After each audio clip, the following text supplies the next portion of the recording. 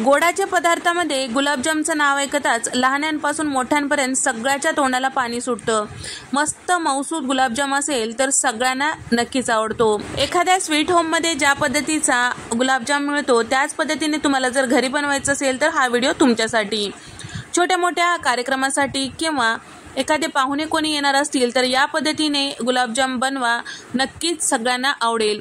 चला तर मग रेसिपीला सुरुवात करूया।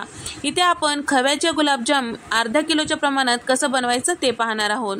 तर या ठिकाणी मी अर्धा किलो खवा घेतलेला आहे। तर या ठिकाणी गुलाबजाम बनवण्यासाठी इथे मी अर्धा किलो खवा घेतलेला आहे। टिप नंबर 1, गुलाबजाम बनवण्यासाठी जेव्हा आपण खवा घेतो त्यावेळेस जर फ्रीज मधला असेल तर तासभर आधी पहिल्यांदा बाहेर काढून ठेवायचा आहे। रूम टेम्परेचरवर आल्यानंतरच आपल्याला खवा या पद्धतीने मळून घ्यायचा आहे। जर तुम्ही डायरेक्ट फ्रीज मधला काढल्या या पद्धतीने मळत बसताल तर व्यवस्थित मळल्या जात नाही आणि त्याचबरोबर गुलाबजाम घट्ट होतात किंवा गुलाबजाम मध्ये एक प्रकारची गाठ तयार होते। तर या ठिकाणी या पद्धतीने गुलाबजामसाठी खवा मळून घ्यायचा आहे। ज्या पद्धतीने आपण भाकरीला पीठ टिंबून घेतो त्याच पद्धतीने। तर या ठिकाणी जे खवा टिंबून घेतलेला आहे ते जे खवा आहे मस्त मौसूद असं तयार झालेलं आहे आणि हे खवा एकसारखं असं तयार होतं। जेव्हा आपण यामध्ये पीठ मिक्स करतो त्यावेळेस व्यवस्थित मिक्स होतो। या ठिकाणी साधारण 2 मिनिटं हे खवा छान असं तिंबून घेतलेलं आहे। तुम्ही बघू शकता एकसारखं हे पिठासारखं हे गोळा तयार झालेला आहे। तर या ठिकाणी हे खवा छान असं तिंबून घेतल्यानंतर कपाने इथे मी मोजून बघितल्यानंतर साधारण 2.5 कप इतकं हे खवा भरल्या गेलेला आहे। तर या ठिकाणी तुम्ही वाटीने सुद्धा मोजून घेऊ शकता। ज्या कपाने आपण खवा मोजून घेतलेला आहे त्याच कपने इथे मी 1 कप इतकं गव्हाचं पीठ घेतलेलं आहे। तर या ठिकाणी बरेच जण गव्हाच्या पिठाऐवजी मैदा वापरतात, पण शक्यतो गव्हाचं पीठ वापरा, पौष्टिक आहे आणि त्याचबरोबर घरात नेहमीच अवेलेबल असतो। तर टिप नंबर 2, घेत्या वेळेस गव्हाचं पीठ छान बारीक दळलेलं घ्यायचं। जर बारीक नसेल तर चाळून घ्या। तर या ठिकाणी आपल्याला एकदाच टाकायचं नाही, गव्हाचं पीठ थोडं थोडं अंदाज घेत आपल्याला टाकून घ्यायचं आहे। तर इथे मी घेतलेल्या प्रमाणानुसार मला 1 कप लागलेला आहे, पण मी एकदाच टाकलेलं नाही। बऱ्याचदा खवा जे आहे थोडंसं पातळ असतो किंवा थोडंसं कोरडा असतो, त्यानुसार गव्हाचं पीठ 1-2 चमचे कमी जास्ती लागू शकते। या ठिकाणी मी घेतलेलं गव्हाचं पीठ थोडं थोडं टाकून यामध्ये छान असं घट्ट गोळा तिंबून घेतलेला आहे। तर या ठिकाणी या पद्धतीचं हे पीठ तयार झालेलं आहे, तुम्ही बघू शकता। तर एवढं घट्ट ठेवायचं नाही, कारण एवढं जर घट्ट असेल तर गुलाबजामुन करते वेळेस त्याला क्रॅक जाऊ शकतात, त्यामुळे थोडंसं आपल्याला सैलसर करून घ्यायचं आहे। तर इथे आपल्याला दुधाचा वापर करायचा आहे, पाण्याचा वापर करायचा नाही। नंबर 3, यामध्ये आपल्याला 2 चिमूट इतकं खाण्याचा सोडा टाकून घ्यायचा आहे, त्यापेक्षा जास्त नाही, कारण सोडा टाकल्यामुळे आपले गुलाबजाम मस्त मौसूद होतात। स्वीट होममध्ये ज्या पद्धतीचे गुलाबजाम मिळतात त्याच पद्धतीचे तयार होतात। टिप नंबर 4, यामध्ये जेव्हा आपण दूध टाकतो त्यावेळेस एकदाच टाकायचं नाही, थोडं थोडं करून अंदाज घेत टाकायचं आहे। तर या ठिकाणी मी अर्धा कप दूध घेतलेलं आहे, तर थोडं थोडं करून यामध्ये मिक्स करत आहे, व्यवस्थित असं तिंबून घ्यायचं आहे। तर यामध्ये दूध कितपत टाकायचं तेही सांगते। सुरुवातीला आपण ज्या पद्धतीने तिंबून घेतल्यानंतर खवा मस्त मौसूद होता की नाही, त्याच पद्धतीने आता पीठ टाकल्यानंतर सुद्धा मौसूद असायला पाहिजे, तरच आपले गुलाबजाम छान होतात। टिप नंबर 5, या पद्धतीने सुरुवातीला आपल्याला गुलाबजाम करून पाहायचे आहेत। जर याला क्रॅक जात नसतील किंवा रेषा पडत नसतील छान असं गोल केल्यानंतर, तर समजायचं की आपले जे पीठ आहे छान व्यवस्थित मळल्या गेलेलं आहे। तर एकदाच करून ठेवायचे नाहीत, पहिल्यांदा झाकून ठेवायचं साधारण 10 मिनिटं, म्हणजे पीठ यामध्ये छान मुरल्या जातो। गुलाबजामचं पीठ मुरेपर्यंत आपण पाक तयार करून घेऊया। तर इथे मी कपाने साधारण 3 कप इतकं साखर टाकून घेतलेलं आहे। वजनी म्हणताल तर हे साखर जे आहे 650 ग्राम आहे। तर या ठिकाणी आपल्याला जेवढं साखर घेतलेलं आहे त्याच कपाने आपल्याला 3 कप इतकं पाणी टाकून घ्यायचं आहे।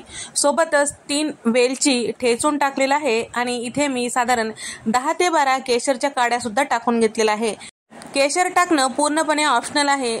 या ठिकाणी आपण स्वीट होम मध्ये मिळतो त्या पद्धतीने गुलाबजाम करत आहोत, त्यामुळे इथे मी टाकलेला आहे। रंग छान येतो केशरच्या काड्यामुळे आणि त्याचबरोबर चवीलाही मस्त लागतो। साखर विरघळेपर्यंत आपल्याला गॅसचा फ्लेम मोठा ठेवून छान असं मिक्स करत राहायचं आहे। या ठिकाणी इथे पूर्ण साखर विरघळल्या गेलेल्या आहे। या ठिकाणी पाक जे आहे छान पाण्यात विरघळल्यानंतर या ठिकाणी 2 ते 3 मिनिटं छान असं हे पाक उकळून घ्यायचं आहे। टिप नंबर 6, गुलाबजामसाठी पाक अगदी पातळ चिकट असायला पाहिजे, तरच गुलाबजाममध्ये छान असं व्यवस्थित मुरलं जातं। या ठिकाणी पाक चेक करूया। तर इथे तुम्ही बघू शकता, जेव्हा आपण पाक जे आहे 2 बोटामध्ये घेऊन चेक करत आहोत त्यावेळेस अगदी चिकट असं जाणवत आहे, म्हणजेच कुठल्याही प्रकारचा एकतारी वगैरे नाहीये, याला तार वगैरे आलेला नाही, म्हणजेच आपला पाक व्यवस्थित तयार झालेला आहे। या ठिकाणी गॅस बंद करूया आणि त्याचबरोबर पाक झाकून ठेवूया। 10 मिनिटं झालेले आहेत, पीठ छान मुरल्या गेलेलं आहे। तर या ठिकाणी तुम्हाला कितपत छोटे मोठे गुलाबजाम आवडतात त्यानुसार पिठाचा उंडा घेऊन आपल्याला गोल असं तयार करून घ्यायचं आहे। गोल किंवा लांबट गुलाबजामुन आवडत असतील तर त्या पद्धतीने तुम्ही करू शकता। तर या ठिकाणी साधारण 10 ते 12 गुलाबजाम झाले की आपल्याला लगेच तळून घ्यायचे आहेत। टिप नंबर 7, या ठिकाणी गुलाबजाम जे आहेत एकदाच करून ठेवायचे नाही। सुरुवातीला साधारण 7 ते 8 गुलाबजाम करून घ्यायचे आहेत, तळून पाहायचंय, पाकामध्ये टाकायचंय, व्यवस्थित पाकामध्ये मुरल्या चाललं की नाही ते पाहायचं। त्याचबरोबर जेव्हा आपण सगळे गुलाबजाम केल्यानंतर तळत बसताल तर पाक जे आहे थंड होऊ शकतो आणि तळल्यानंतर जेव्हा आपण गुलाबजाम त्यामध्ये टाकतो त्यावेळेस पाक व्यवस्थित गुलाबजाममध्ये मुरल्या जात नाही। तर या ठिकाणी इथे मी तेल आधीच गरम करायला ठेवलेला होता। तयार केलेले गुलाबजाम आता कढईमध्ये टाकून घेतलेला आहे। तर इथे मध्यम तेल गरम आहे, अगदी कडकडीत तेल गरम नको। तर सुरुवातीला आपल्याला चमचा वगैरे लावायचं नाही, साधारण एक अर्ध्या मिनिटासाठी तर अजिबात लावायचं नाही। त्यानंतर आपल्याला जे चमचा आहे साईडनं या पद्धतीने थोडंसं तेल गोल गोल फिरवून घ्यायचं आहे। टिप नंबर 8, गुलाबजाम तळते वेळेस तेलाचं तापमान मध्यम असायला पाहिजे आणि त्याचबरोबर पूर्ण तळणं होईपर्यंत गॅसचा फ्लेम मध्यमच ठेवायचा, मोठ्या गॅसवर तळायचं नाही।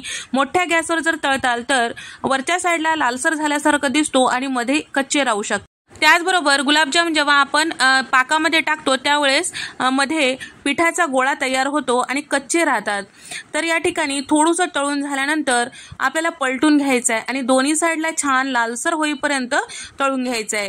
तर या ठिकाणी गुलाबजाम जे आहेत छान असं फुगल्या गेलेलं आहे, तुम्ही बघू शकता। जेव्हा आपण तेलामध्ये गुलाबजाम टाकलेलं होतं त्यावेळेस साईज छोटी होती, तळल्यानंतर छान असं गुबगुबीत हे गुलाबजाम तयार झालेले आहे। टिप नंबर 9, गुलाबजाम तळल्यानंतर गुलाबजाम आणि पाक दोन्ही गरम असायला पाहिजे, तेव्हाच गुलाबजाम मध्ये पाक छान व्यवस्थित मुरला जातो।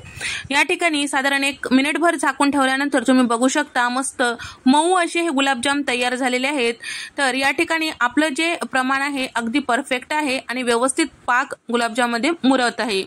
तर या ठिकाणी झाकून ठेवूया आणि बाकीचे गुलाबजाम याच पद्धतीने सगळे गुलाबजाम आपल्याला तळून घ्यायचे आहे। तर लक्षात ठेवा, जेव्हा आपण कढईमध्ये गुलाबजाम टाकतो तर जास्त गच्च कढई भरायची नाही, कमीच टाकायचे, म्हणजे व्यवस्थित असं याला फुगायला जागा असली पाहिजे, तरच हे गुलाबजाम छान असं तळल्या जातात। जर तुम्ही गच्च कढईमध्ये भरताल तर ते व्यवस्थित फुगल्या जात नाही आणि त्याचबरोबर व्यवस्थित तळल्या जात नाही।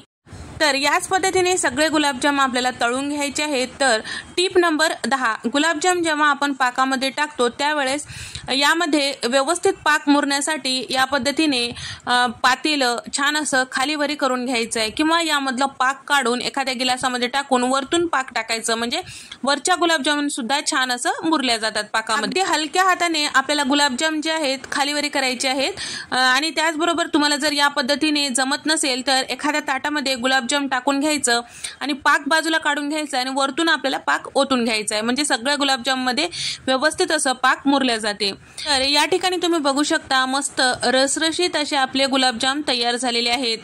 तर बाहेर स्वीट होम मध्ये ज्या पद्धतीचे गुलाबजाम मिळतात त्याच पद्धतीचे तुम्ही आता घरी बनवू शकता। मी घेतलेल्या पाकाचा प्रमाण, पिठाचा प्रमाण अगदी व्यवस्थित असं तयार झालेलं आहे। तर याला तोडून बघितलं तरी सुद्धा कुठेही पिठाचा गोळा वगैरे नाही आणि त्याचबरोबर आतमधल्यापर्यंत याचा पाक छान असा मुरल्या गेलेला आहे। तुम्हाला हा व्हिडिओ आवडला असेल तर व्हिडिओला लाईक करा, चॅनलला सबस्क्राईब करा आणि त्याचबरोबर तुम्हाला हा व्हिडिओ कसा वाटला नक्की कमेंट करून सांगा। अशाच मस्त नवनवीन रेसिपीजमध्ये आपण भेट देऊया। तोपर्यंत नमस्कार, बाय।